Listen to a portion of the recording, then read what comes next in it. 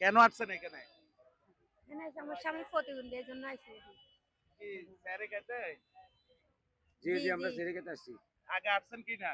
না। আমি আগে জানতাম না, আমরা অন্যদিকে খেয়ে ফেলতাম, অন্যরা খাওয়াইতো বা নিজের উদ্যোগে হোটেল থেকে কিনে খাইতাম।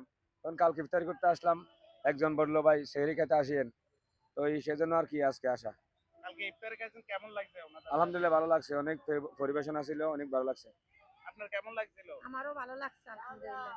এই যে ওনাদের যে অ্যারেঞ্জমেন্ট, এটা কি সবসময় চালিয়ে যাওয়ার জন্য? ইনশাআল্লাহ। অবশ্যই চালিয়ে যাওয়ার জন্য সবাই সাধুবাদ ইনশাআল্লাহ। জানাচ্ছি। আমরাও এটা আমাদের জন্য একটু ভালো উদ্যোগ, আমরা যারা রাস্তাঘাটে বসত করি বা থাকি সহায় সম্বলহীন, আমাদের জন্য খুব উপকার হয়। এখানে তো আমি খাবার জন্যই আসছি।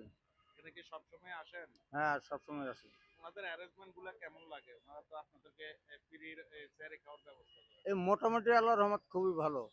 এখন ওনাদের উদ্দেশ্যে কিছু বলবেন কিনা?